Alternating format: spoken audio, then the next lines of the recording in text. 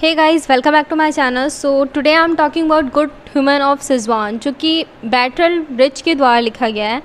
इसका second name ये भी है, गुड पर्सन ऑफ सिजवान, जो कि एक नॉन एरिस्टोटल स्टोरी है जो कि लिखा गया है बैटल ब्रिज के द्वारा। इस प्ले को प्ले किया गया था 4 फरवरी 1943 को। और सबसे पहले मैं इस स्टोरी के राइटर के बारे में डिस्कस कर देती हूँ। तो इस स्टोरी के जो राइटर हैं बैटल ब्रिज, वो हैं जो जर्मन के थिएटर के एक आर्टिस्ट हैं। उन्होंने बहुत सारे ऐसे पोएट्स, प्लेहुड राइटिंग्स, ऐसी बहुत सारी चीज़ें लिखी हैं।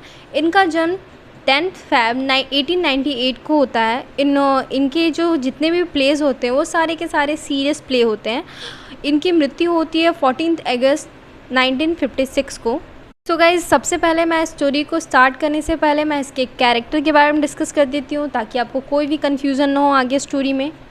सो गाइज़, इस स्टोरी की शुरुआत होती है एक वोंग नाम के व्यक्ति से, जिसे हमेशा एक सपने आया करते हैं। वो इस स्टोरी का मेन लीड होता है स्टोरी को स्टार्ट करने के लिए।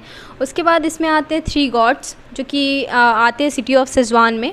फिर इसमें 2 और आते हैं character, Shen Te and Shui Ta. Shen Te and Shui Ta दोनों एक ही आदमी होते हैं।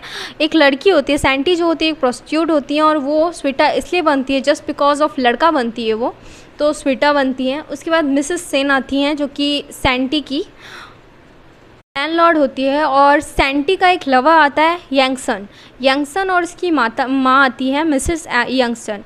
और एक ओल्ड ह्यूमन एंड मैन आता है जो कि सैंटी का हेल्प करते हैं, वो आते हैं। और एक और आदमी आते हैं इसमें, सैंटी का हेल्प करते हैं, मिसेस सैनफू। सारे जो नेम्स हैं बहुत सिमिलैरिटी हैं, क्योंकि सारे नेम जो है एस वर्ड से स्टार्ट होते हैं, तो सब बहुत ज़्यादा सिमिलैरिटीज़ हैं। तो आप इसमें कंफ्यूज मत होइएगा। सो मैं आप इस स्टोरी की शुरुआत करती हूँ। तो गाइस, इस स्टोरी की शुरुआत होती है वोंग नाम के एक आदमी से। वोंग जो है एक वाटर बिजनेस वाटर का व्यापारी है, बट वो बहुत ही ज़्यादा गरीब है। ना तो उसके पास रहने के लिए घर है, ना तो कुछ भी है, ना खाने के लिए खाना हुआ करता था ढंग से। सो गाइस, ये जो है हर रात वो ड्रीम्स देखा करता था, और इसके ड्रीम्स में एक दिन 3 गॉड्स आते हैं, और वो कहते हैं कि मैं सिटी ऑफ सिजवान आना चाहूँगा, और वहाँ के जो लोग हैं उनके बिहेवियर को मैं जानना चाहूँगा कि वो किस तरीके से हैं, मतलब वो अभी भी इनमें मानवता या गुडनेस बची है या नहीं, वो ये देखने के लिए सिटी ऑफ सिजवान में आना चाहते हैं। और वोंग इसे सपने में देखता है, जिसके कारण वो सिटी ऑफ सिजवान के गेट पर जाके खड़ा हो जाता है गॉड के वेलकम के लिए। और तभी सिटी ऑफ सिजवान में 3 गॉड आते हैं, और वो जो है वोंग जो है सिटी ऑफ सिजवान में जैसे ही गॉड आते हैं तो उनके लिए उनके रहने का व्यवस्था करने लगता है। बट वो बहुत सारे जगहों पे जाता है, पर वो तीनों गॉड को रखने के लिए कोई तैयार नहीं होता है। तभी वहाँ पे स्वीटा नाम की, जैसा कि मैंने आपको बताया, सैंटी होती है जो कि प्रोस्टिट्यूट होती हैं, वो तीनों गॉड को रखने के लिए रेडी हो जाती हैं, और वो तीनों गॉड को रखती हैं, और बहुत सारी चीज़ें जो खाना वाना सब कुछ होता है वो उनका हेल्प करती है। लास्ट में जब वो तीनों गॉड जाने लगते हैं तो उन्हें पता चलता है कि सैंटी की जो कंडीशन है, इकोनॉमिकल जो कंडीशन है, वो बहुत ज़्यादा वीकर है। फिर भी वो तीनों गॉड की हेल्प करती है, और तभी वो जो गॉड होते हैं उन्हें कुछ मनी दे के जाते हैं सैंटी को टेस्ट करने के लिए कि वो इस मनी का करती क्या है।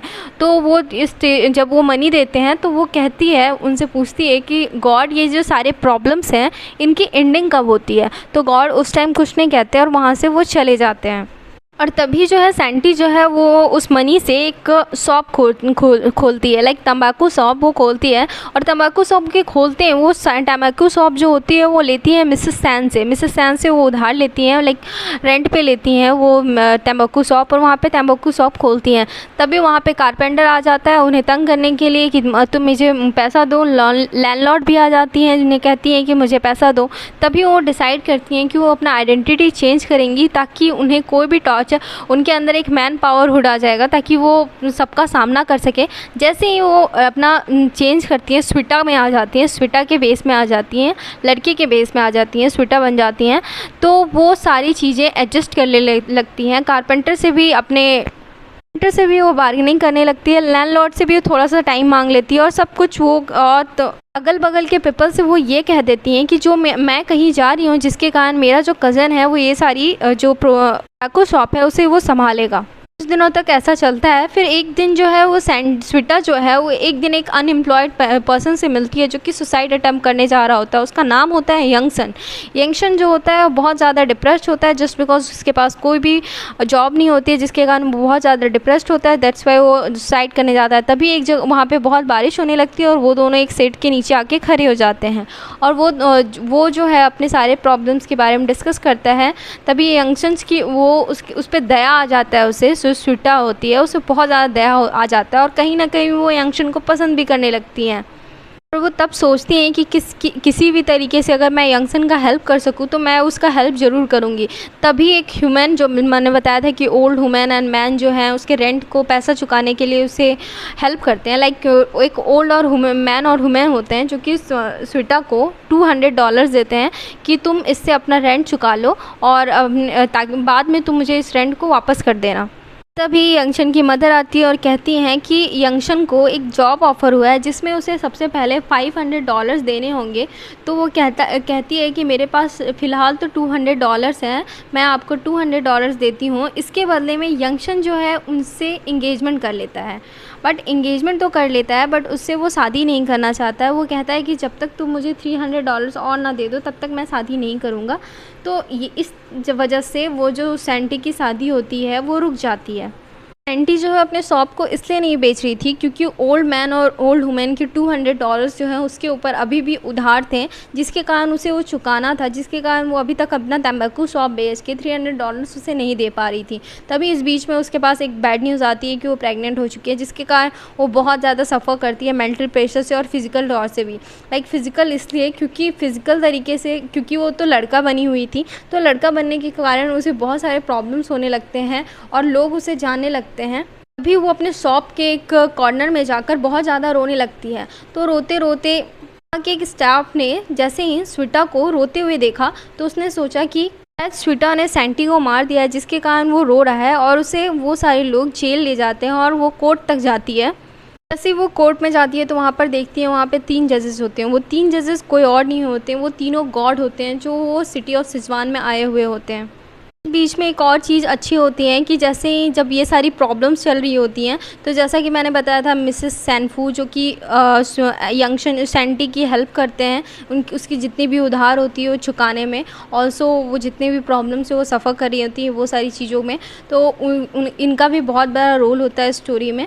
तो जैसे ही वो कोर्ट में जाती है, जैसा कि मैंने बताया, वो जैसा ही कोर्ट में जाती है वहाँ पे तीनों गॉड प्रेजेंट होते हैं। तीनों गॉड उससे पूछते हैं कि क्या तुमने ही अपने बहन का कत्ल किया है। तो वो कहती है कि नहीं, अगर आप जानना चाहते हो सच्चाई तो आप ये सारे लोग जो हैं कोर्ट में बैठे हुए इन्हें बाहर भेजो।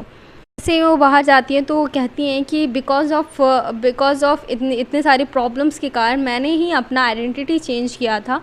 अपना आइडेंटिटी चेंज करके बेटा बनी थी ताकि मैं अपने लोगों से लड़ सकूं और क्योंकि मैं बहुत ज़्यादा ही कि अच्छे लोग इस दुनिया में बहुत ज़्यादा ही सफ़र करते हैं, जिसके कारण मैं एक आदमी बनकर इस दुनिया का सफ़र करी थी, प्रॉब्लम से सफ़र करी थी। तभी जैसे ही गॉड ये सारी तुरंत जानते हैं तो तभी उसे कोर्ट से रिहाई मिल जाती है और एज़ यूजुअल अपने लाइफ को वो चलाने लगती है।